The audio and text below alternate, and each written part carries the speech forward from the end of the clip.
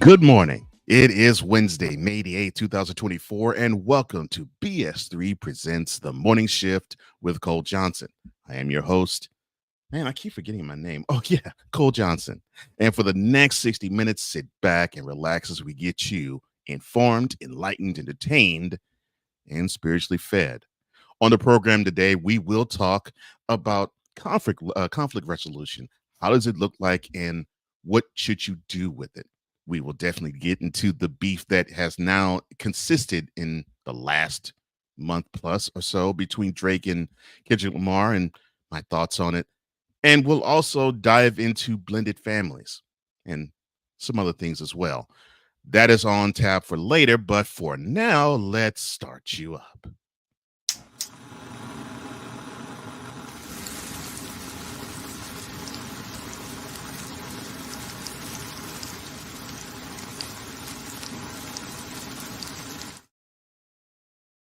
And here is what's on tap in the, I'm gonna say, here's what's going on in the world today. A lawsuit has been filed on behalf of 95 men and women who claim they were sexually abused while housed at youth centers throughout the state of Illinois. Well, the complaint accuses the state of Illinois, the Illinois Department of Corrections, and the Department of Juvenile Justice of failing to protect the plaintiffs from adult employees sexually abusing them. The 95 plaintiffs were housed at Illinois youth centers in Chicago, Murfreesboro, Valley View, Joliet, Kewanee, Warrenville, St. Charles, Petro Marquette, and Harrisburg, according to the suit filed in an Illinois Court of Claims. Also, the alleged sexual abuse from 1996 to 2017, when all of them were between the ages of 12 and 17.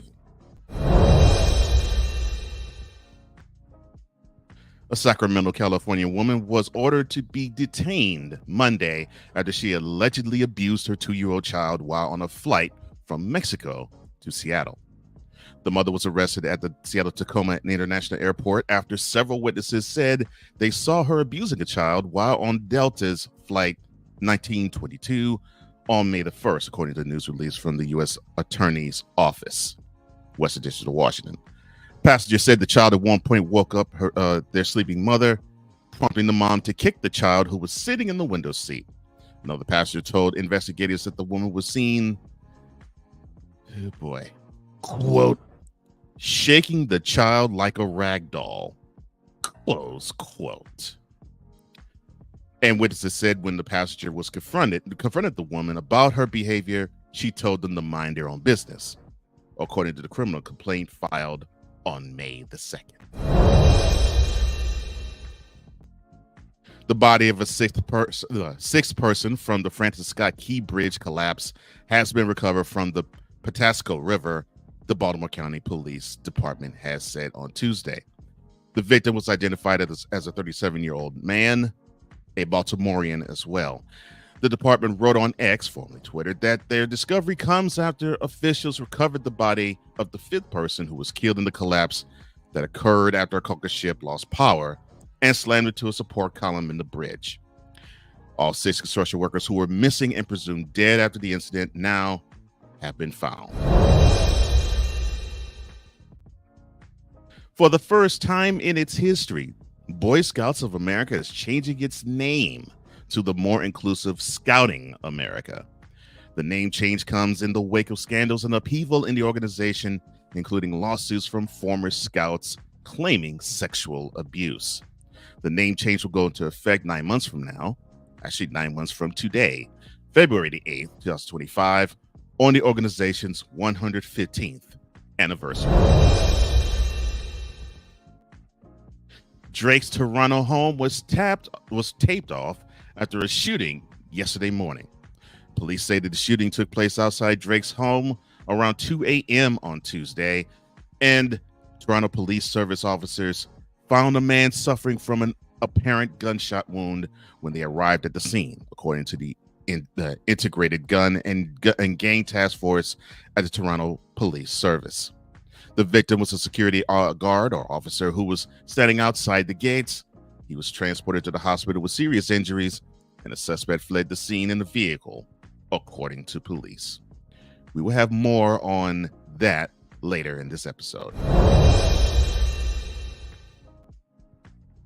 Minnesota is now in its ticket regulation era after passing a bill inspired by Taylor Swift to increase transparency in the sales process. Democratic Governor Tim Walz signed into law the Taylor Swift bill. This was done yesterday at the historic Minneapolis music venue, First Avenue. And for those who are unaware, that is basically where Prince honed his chops musically along with the time. The legislation was introduced after chaos ensued in 2022 when thousands attempted to get tickets to the highly anticipated Eras Tour and were met with deceptive pricing, long wait times, and loss of tickets. Minnesota joins a growing number of states to enact laws in the aftermath of the debacle across the United States. The Social Security Administration said Monday it has enough funds to pay for all scheduled benefits and associated administrative costs until 2035, 1 year later than projected last year. The Social Security Administration said the projected long-term finances of the program improved this year, quote, primarily due to an upward revision of the level of labor productivity over the projection period and a lower assumed long-term disability incident rate. Close quote. They also believe that as long as Americans across the country continue to work, Social Security can and will continue to pay for the benefits. An ad from 1996 is circulating on the internet after some say it accurately predicts today's high living costs.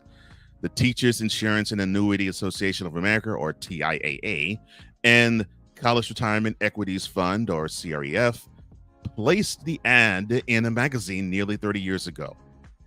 It reads the following. In 30 years, a burger and fries could cost $16, a vacation $12,500, and a basic car $65,000. Close quote. It continues on in saying that, hey, you'll eat in, you won't drive, and you won't go anywhere. As I think I've heard somebody say on a show that I used to do, find the lie. In sports, the NBA gave us blowout victories by the East's number one seeded Celtics and the West's number one seeded Thunder as they dismissed the Cavs and Mavs respectively. 25-point victory for the Celtics, an 18-point W for the Thunder. Both games were the opener of their conference semifinal series. Meanwhile, in the NHL, both games gave us 4-3 finals. The Rangers beat the Hurricanes by that score in double overtime to go up 2-0 in their best-of-7 Eastern Conference semifinal. Meanwhile, in the West, the Stars fell to the Avalanche by the same score in overtime at home to begin their best-of-7 series. More good times are ahead.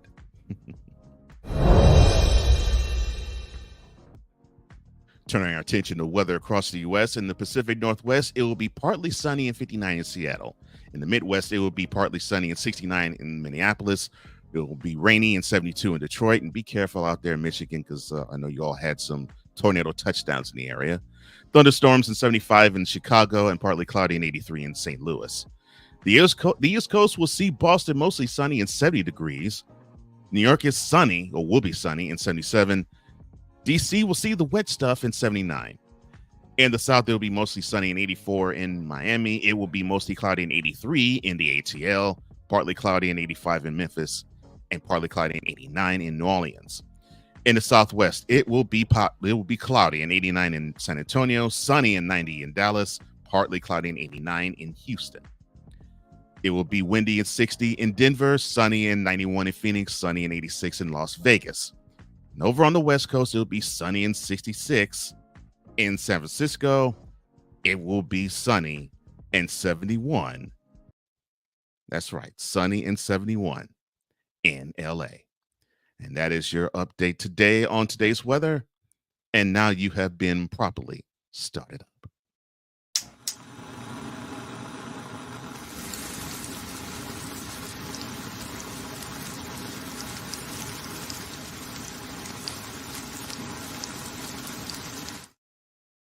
Later this hour, have we seen it all from Drake and Kendrick Lamar?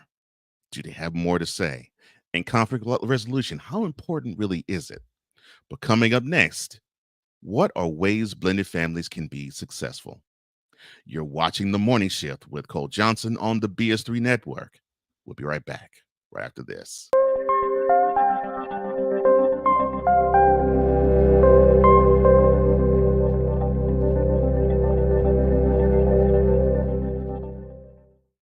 BS3 Network, changing the way you watch TV.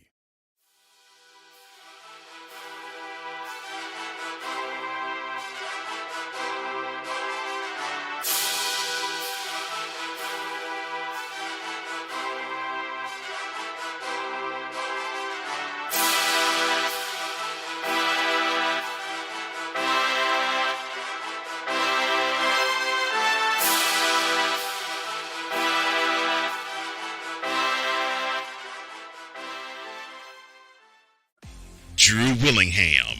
In this case, yeah, you put the blame on Kyle Shanahan for apparently not preparing the team enough for the overtime rules, supposedly. Cole Johnson. Peyton was considered the winner, and he was the darling of all darlings for Gerald. With a special appearance by Tyrone Alizé McDummy. Ain't nobody calling me. Text. Delete! Join these two football enthusiasts as they give you Total Football Talk. Live every Monday at 4 p.m. Eastern, 3 p.m. Central on the Sertoba Media and the Comey Media YouTube channels.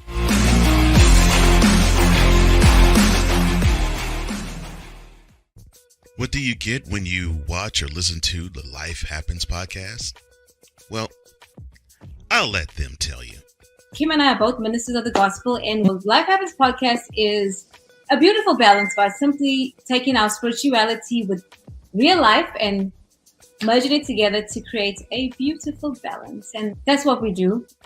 BS3 Network proudly presents Life Happens podcast, where Christianity and life intersect.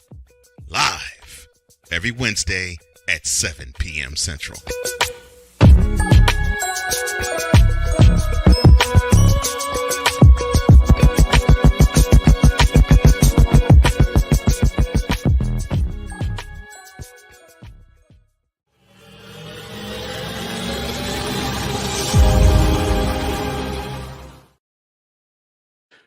Welcome back to the Morning Shift with Cole Johnson on the BS3 Network. Well, you already know me.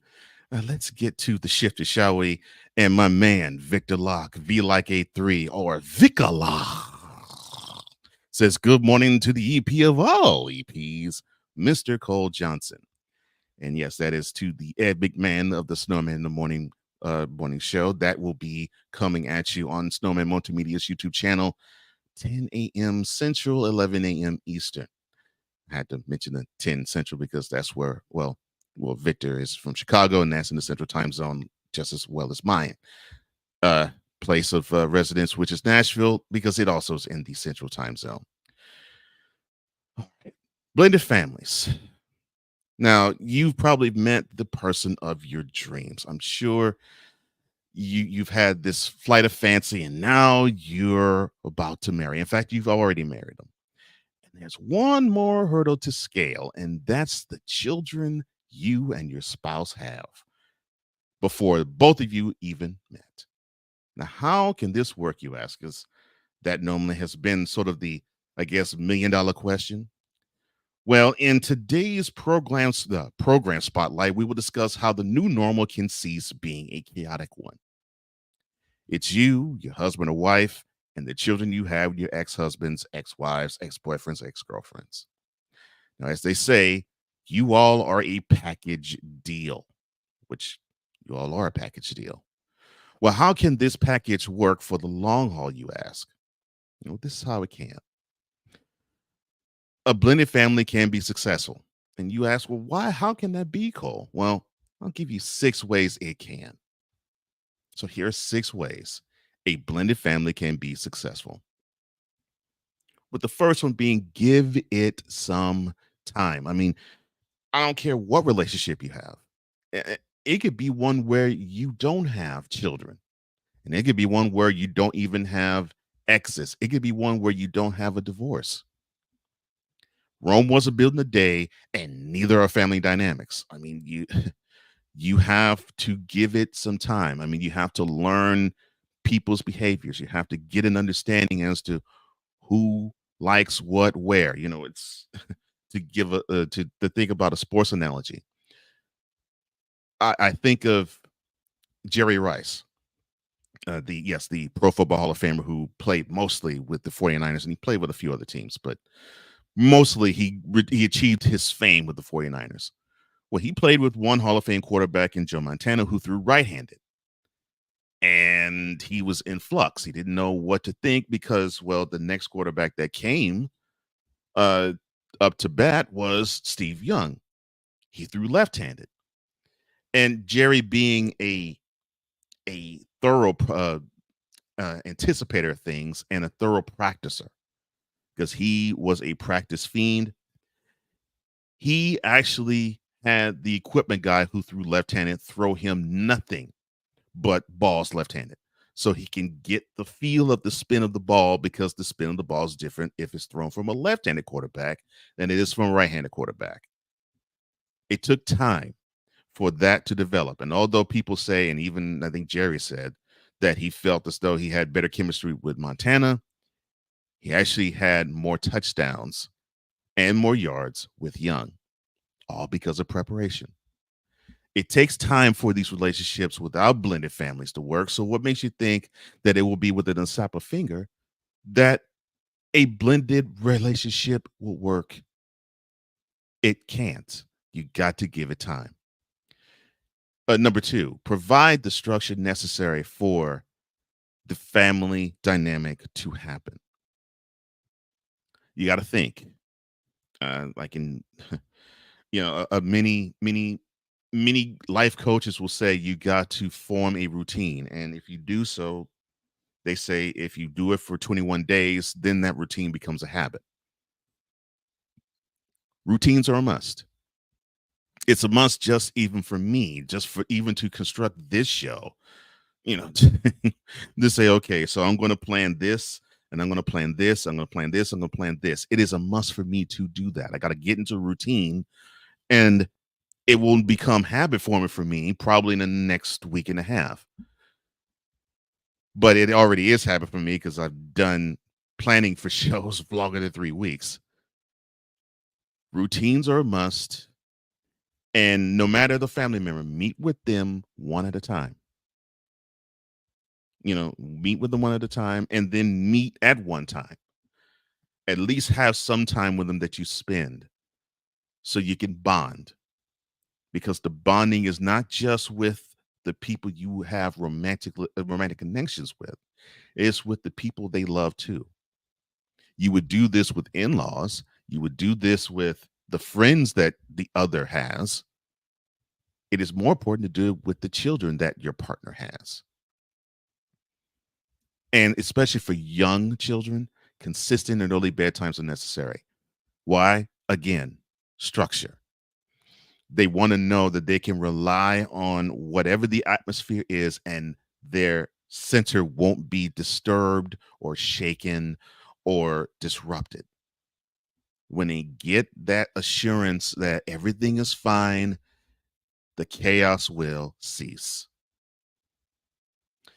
The third way a blended family can be successful: be flexible. Don't be afraid to be flexible. Don't be inflexible. Now, there's going to be certain cases where you're going to have to be inflexible, obviously, but don't be afraid to be flexible. I mean, for example, and I wasn't in a blended family, just in my own family. I got to be about 15, and I had this feeling of wanting to do certain things. So, I said, why don't once a month, my parents and I, why don't we, go out and have some sort of lunch or dinner, just some time we can share with one another. And it really actually ended up being good for all three of us. Although, yeah, I had the bond and the relationship with both of them. I got a chance to really bond further and deeper with them. And it was a new tradition that we established. And what I loved was it included me in the family dynamic and scope. Don't be afraid to include all ideas, because all ideas can work. Now, can you implement all ideas and they'll be successful? Probably not, but don't be afraid to include them and try them out and see if it actually will make the dynamic stronger. The fourth reason, or the fourth way a blended family can be successful: manage the drama with your exes. That is a must. Now, let's get this understood. It does not mean you block them from having a relationship with their children. You created that relationship. You created a child in that relationship. You have to give them access, unless, of course, they're abusive and that is established that they can't. You have to allow them to have a relationship with their children. That's a must. That is a that is a non-starter. You got to have them have a relationship with their children. However, though, don't use them as an emotional tug of war, because that will make that child resent the both of you. It'll make the child resent you and resent your ex. And you will have a different reason to say, oh gosh, I can't deal with this. Prime example, Brian McKnight. Now he has two adult men now that he had with his ex. And he had the nerve to actually say, quote, I don't want to deal with those children. Those are devil's children because they came from a devil woman. Close quote. And so he's now not trying to blend with his new family, where he doesn't really even talk about his daughter that he has, but he'll gladly talk about his current wife and the son that he's created with her. But the gentleman that his ex reared and he reared to a degree, he wants nothing to do with them. That's not what you want to do, because that's dangerous and that's poisonous. Don't play an emotional tug of war with your family, especially your children, no matter how old they are. The fifth way a blended family can be successful will just keep those communication lines open.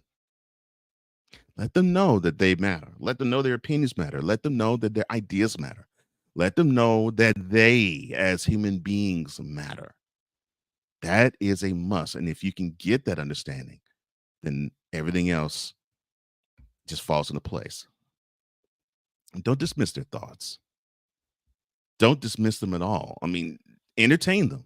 Now, you can come back and say, yo, afterthought, maybe this is not a bad idea, but here's a counter offer. You could do that, and they will still feel heard, and they'll still feel the communications open because you actually entertained what they thought, and they'll have a hand in the growth of the family dynamic. And here's the sixth and final way a blended family can be successful, and that is when things get sticky, consider therapy. I know, especially in Black homes, when you mention the word therapy, that's something which is considered taboo. That's something that's considered no, can't do it.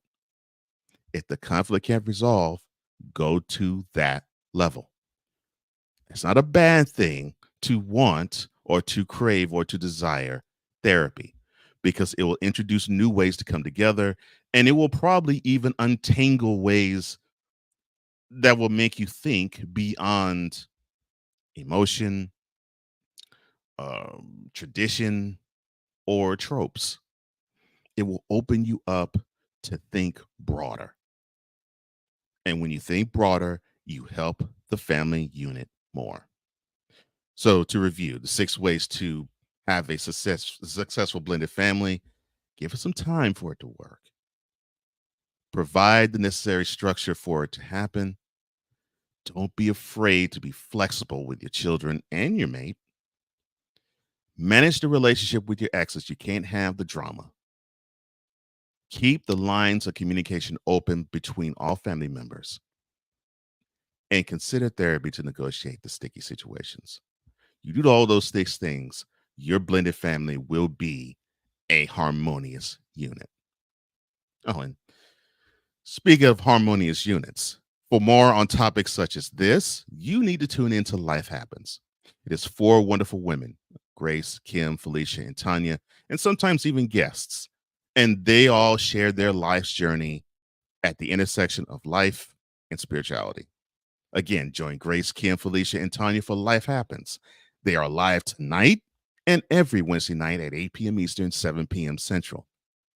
That's Life Happens live tonight and every Wednesday night at 8 p.m. Eastern, 7 p.m. Central on the BS3 Network via Roku TV and the BS3 Network's YouTube channel.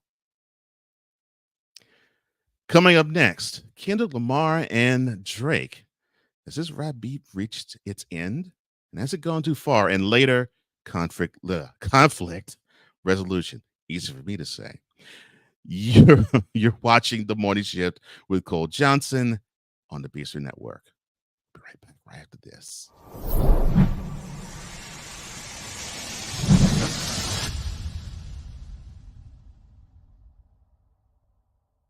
This is a BS3 Network presentation.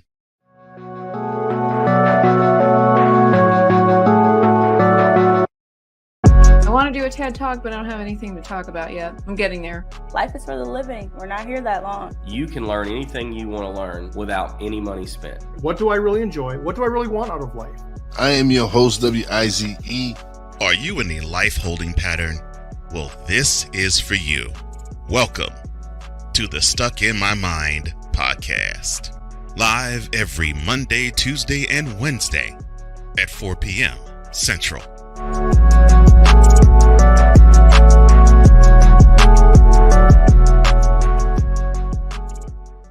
Whether it's the men's college game, the way that this season has been going, anything is possible. The women's college game, and how passionate Angel Reese was at that press conference, they got their mojo now. The WNBA, AJ Williams stood 1-2, followed by Brittany Griner, Aaliyah Boston, Jackie Young, or the NBA. The Lakers had a 0.8 chance of winning. And then what happened in the fourth quarter? LeBron James by himself outdid the Clippers. You will get any and all of the information right at your fingertips or your earlobes. Join the Playmaker as he breaks down all things basketball in Shooting Lights Out on the Playmakers blog, network, YouTube channel, and where you can find podcasts.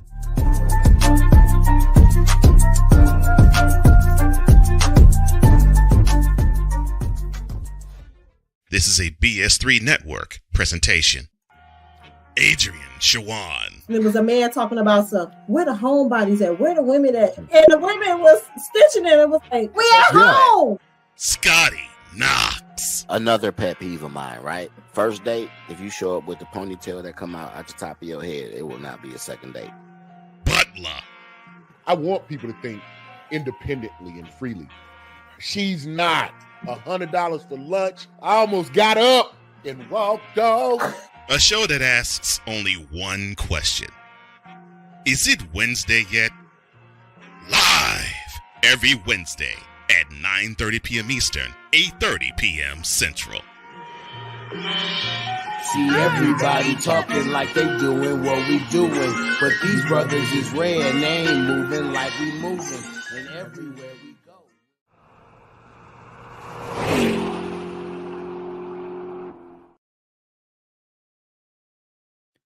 Welcome back to the Morning Shift with Cole Johnson. We're on the B3 Network, and back to the shift as we go.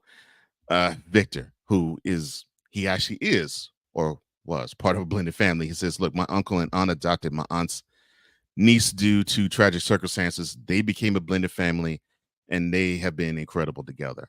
And I'm glad that you actually got a chance to witness that, because I think when you have decent human beings who treat other people decently, you can actually have a wonderful family dynamic. And if they can understand that the four walls are sacred, you're good. You're good to go. So I'm glad that you got a chance to witness that in your own family, actually. I'm glad you did, man. Speaking of probably family dynamics that are not so copacetic, look, I'll admit this freely. I wasn't into this tension between rappers Drake and Kendrick Lamar. I really wasn't. After all, look, they've been sneak dissing and subliminally dissing one another for over 10 years. I mean, each artist would slide some sort of dig at the other. Only their target knew and understood about in songs ever since 2013. Look, even earlier in March when Future and Metro Boomin put out Like That and Kendrick Lamar had the second verse, I figured more sneak dissing. Cool record though. But we got 2 disses from Drake after that, and the energy seemed a little more overt, which I sort of liked. Push-ups, dropping Give Me 50, and Taylor made freestyle was cool, but what hooked me was when I heard Teddy Pendergrass's latest, greatest inspiration. That preceded a whiz line from Richard Pryor, gone in reverse, and Kendrick plainly saying, Euphoria.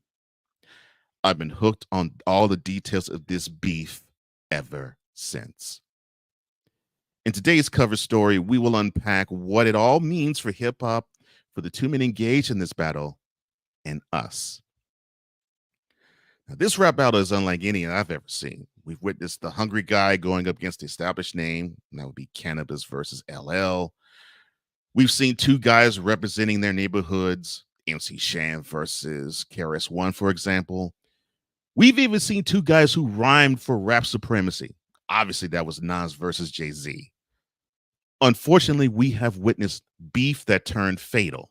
And that obviously is Tupac versus the Notorious B.I.G. However, this one, Drake versus Kendrick, is beef the likes of which we have never witnessed. Now, I mentioned both men sliding subliminal disses toward the other for over a decade strong.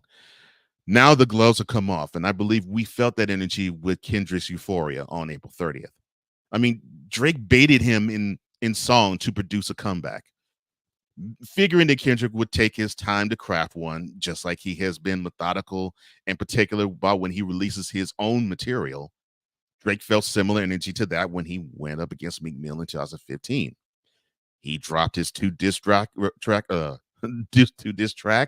with the second one being the iconic back-to-back, which supposedly ended the beef, and he figured, that should take care of matters, and I don't think I'll hear from Kendrick. Obviously, Kendrick is not Meek Mill. After the lyrically dense 6-minute opus, Kendrick went back to the lab before Drake could even respond. And on May 3rd, he gave us 616 in LA, and I'll explain a little bit about that later. Spilling more dense lyrics, this time to dispel some of the things Drake alleged in his diss tracks, and planting the seed of having an October's very own Mole. October's Very Own is Drake's production company on the record label. Many did criticize Kendrick's choice of beat, and they kept criticizing him throughout it until a certain song came. Even though I didn't have issues with the beat, I was focused on the lyrics personally. Again, anytime you can hear Al Green like I did in that track, I'm not going to argue with it at all. And many thought, oh, we got to hear what Drake has to offer now. And we did. After the 2 diss tracks of Euphoria and 616 in LA, we did, and we didn't think it was going to get the result that we received. I mean, Drake returned fire with Family Matters late on May the 3rd. And not only did Drake release a 7-minute diss in return to Kendrick, he even made a video to go along with it, as if this was like a single he was promoting. In the song, Drake asserts that Kendrick was an absentee father and an abusive husband. Drake also mentioned in the song that the children didn't have to be mentioned, but since they did, he mentioned Kendrick's in kind. Drake then mentioned his music potency, of course, before waiting and baiting a response. He only needed to wait 1 hour. Kendrick releases Beat the Grams early on May the 4th, and in my opinion, of all the diss tracks, this is the most lyrically poisonous song of all of the ones released. He decided to address Drake's son, Adonis, in the first verse, sounding like a concerned uncle. In the second verse, he decided to address his mother, Sandra, and he was being brutally honest about her son. At least he came across it as that in his lyrics. And in the second verse, he addressed his father, Dennis, basically talking to him like the sins of the father have been passed down to his son, type of thing. His last verse was directed to Drake, and it was laced with overflowing hatred toward the man. But in my opinion, the most powerful verse is the one addressed before addressing Drake, verse 3, and that was directed to his alleged unknown daughter. Again, sounding like a concerned uncle, like he did in the first verse to Adonis. He goes about the business of apologizing about her being hidden and Drake being an absentee father, and he alleges that the daughter is now around the age of 11. Outside of asserting Drake is an habitual liar again, remember Kendrick also said that in Euphoria, the talk centered around Drake possibly hiding another child. Yeah, another.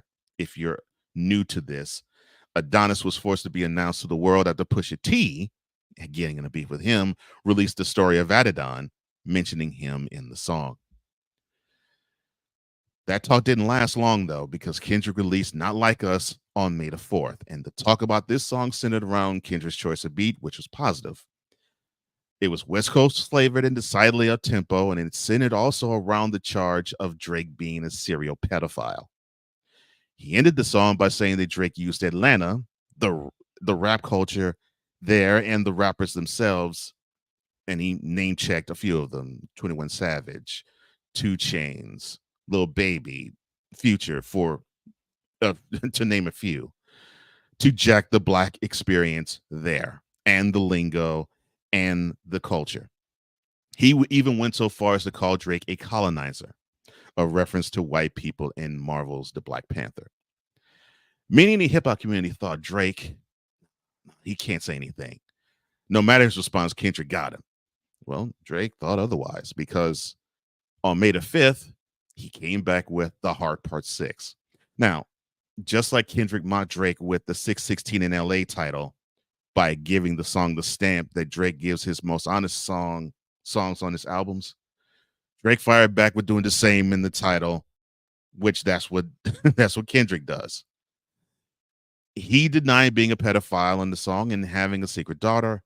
He doubles down in charging Kendrick in being a domestic abuser. However, the overall tone, though, seemed to be one of lethargy and exhaustion. The other point in talking from this song was the fact that Drake alleges that he planted people to feed Kendrick false information.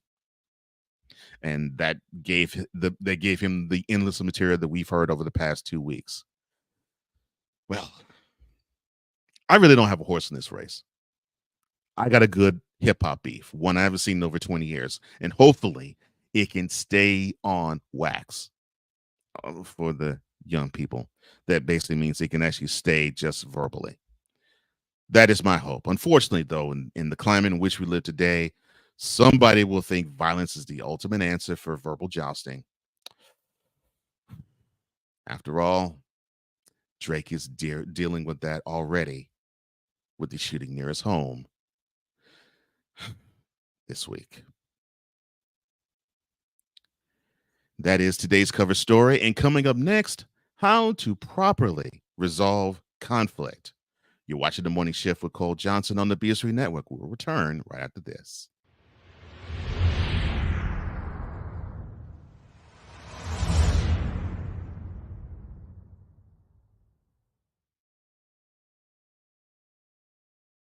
Join the transporter to Hades. Your butt and gut becomes one.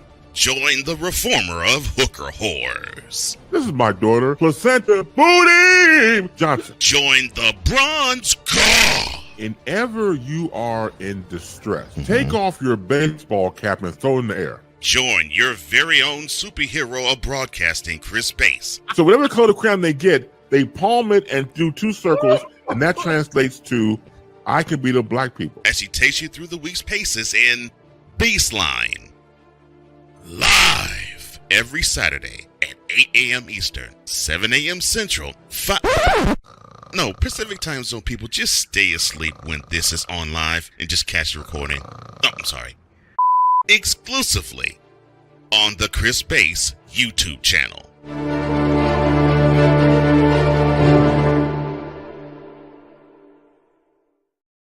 Poppy J. You got the option to cry for the government. You got the option to protest. You got the option to keep buying.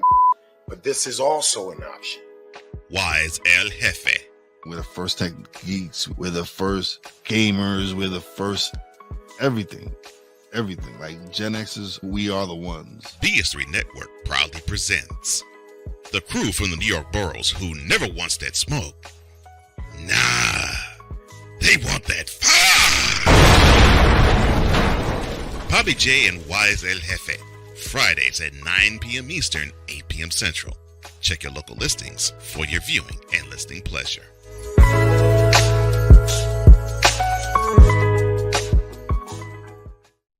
Are you looking for something to do on your lunch break? Well, there's a show on the BS3 Network that has only 4 words to say to you. We ready.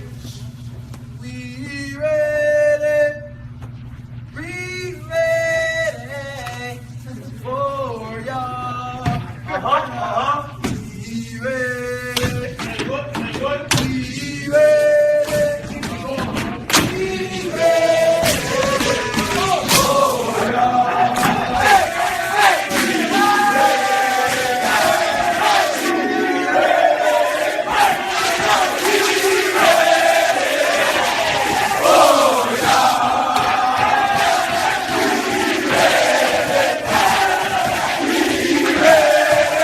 The Lunch Break with AJ, powered by JM&E.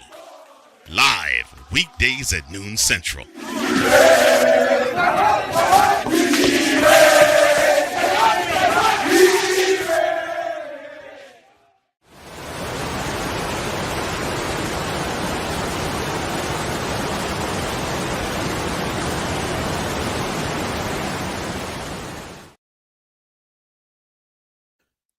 Welcome back to the Morning Shift with Cole Johnson on the BS3 Network. And speaking of the BS3 Network, let's go to the shifter, shall we? And one of the head shifters, that's right, Benjamin Sutter, the owner, the manipulator, and the operator of the BS3 Network. It says, good morning, Cole and shifters. It is good to see you, my friend. I'm glad to see you on board. Victor, with the last segment, he said, look, it seems nowadays rap beefs are no longer who has better rhymes, but who has more dirt on the other. Yeah, and actually it's reflective of the culture today to actually extend the editorial. I think we're more into who has something that we haven't seen from this person before, and how could they be embarrassed, more so than the dexterity of poetry. And you even see it in the URL leagues and those the rap battle leagues that are out there now. It's almost the crowd almost wants to hear dirt more than wow, how he turned a phrase is beautiful. And I think it sort of shortchanges a lot of what the rappers do now, because there's still some sick lyricism out there. Sick meaning good. All right, blended families, rap beefs. Now, what would they have in common? Well, they deal with conflicts. We love to see them, as I just said just a minute ago. But I believe it's our desire. I believe it's our heart's desire to find a resolution from the drama and chaos that can ensue should that not be solved. And that's today's Lighting the Way.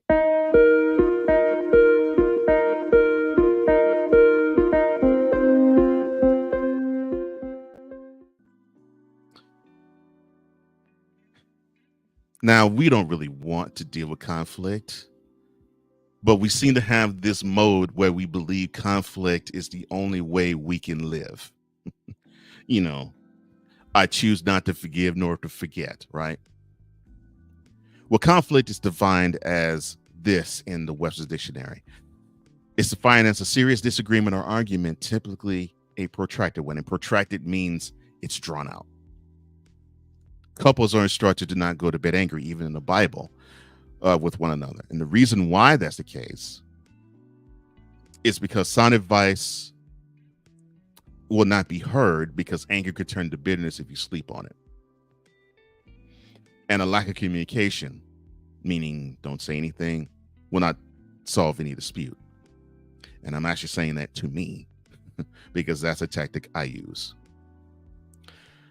But the proper way to go about conflict, though, it's not by swallowing it. It's not by venting. It's by resolving it. And Paul writes about this in the second book of Timothy. He actually goes to his brother and he explains why conflict resolution is not just important to like a governmental body, but it's important to us as Christians.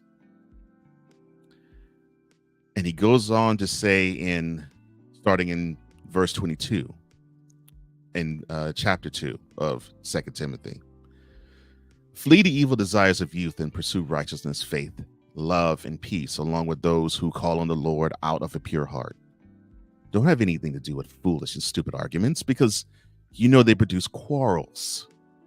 And the Lord's servant must not be quarrelsome, but must be kind to everyone, able to teach, not being resentful.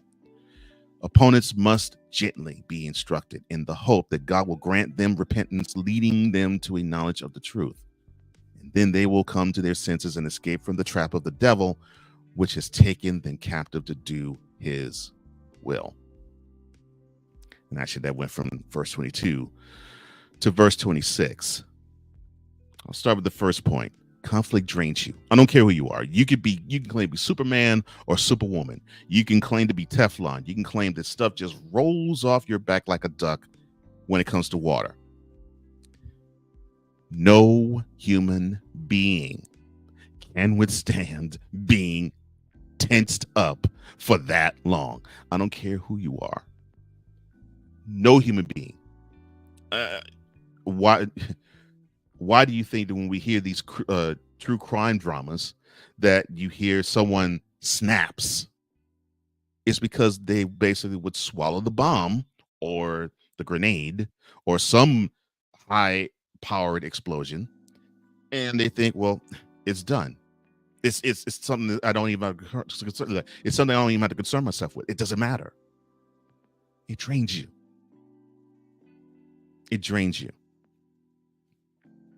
You know, and it also kills you if you to swallow the conflict.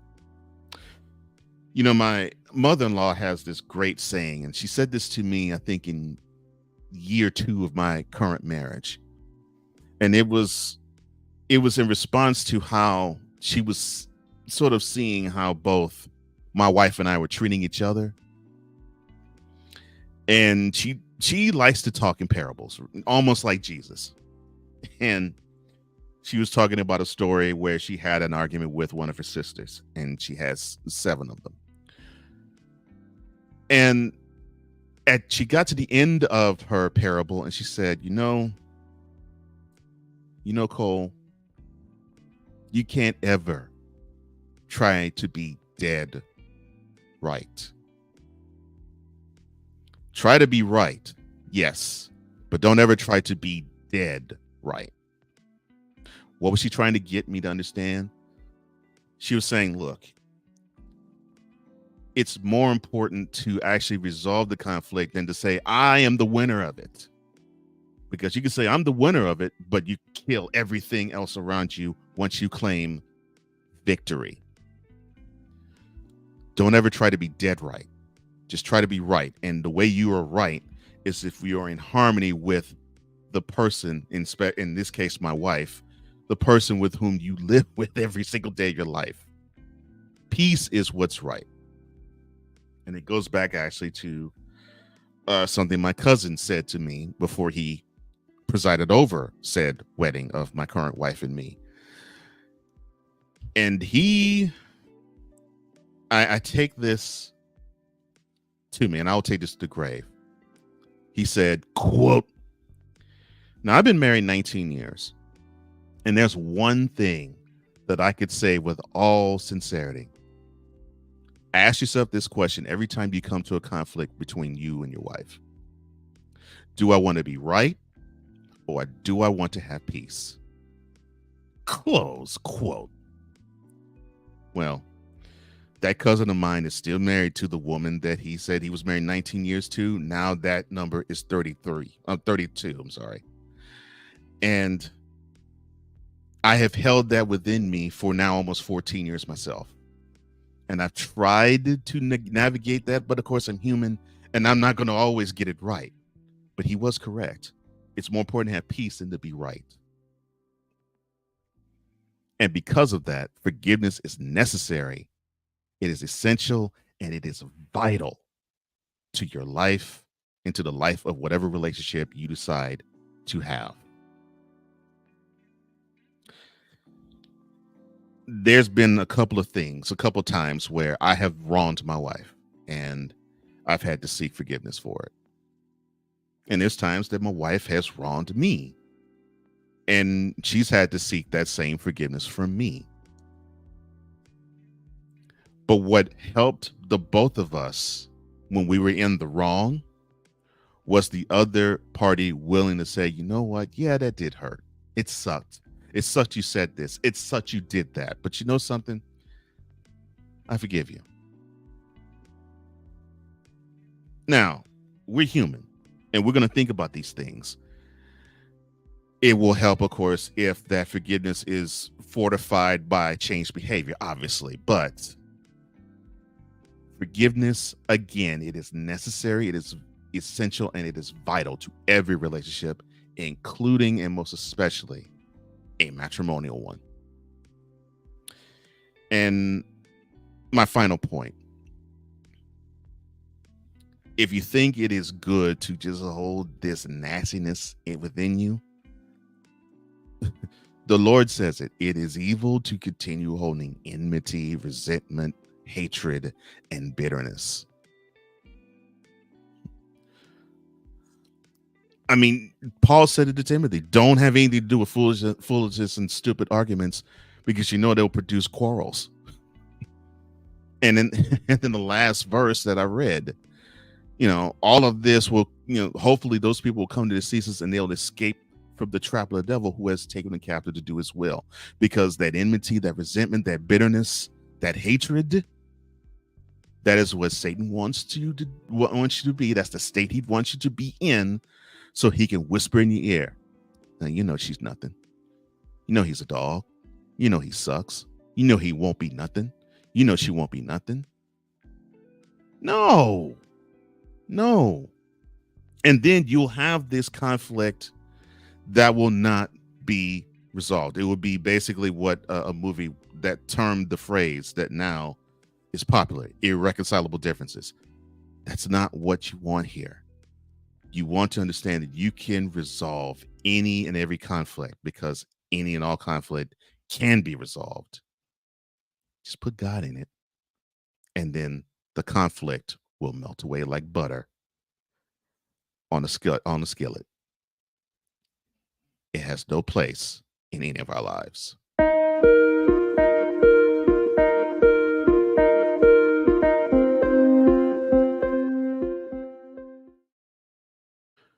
Well, that is all the time I have for this morning. Thank you so much for joining me. I really appreciate you. And one more time to the shifters, we go. The man himself, BS3, he says, peace is better than being right. And that is the big time lesson that I take away from that, from what my cousin said, and even from this. Thank you for liking. Thank you for sharing. Thank you for commenting. Thank you for subscribing. And thank you for hitting that notification bell so you can catch every broadcast that comes from the morning shift. For all of us here at the morning shift and for BS3 Network, I am Cole Johnson, here to say in parting, as I always do, if you lack commitment, you will never start. If you lack consistency, you'll never finish. And if you lack love, you most certainly will never conquer. Until we meet again in 23 hours, have a wonderful day.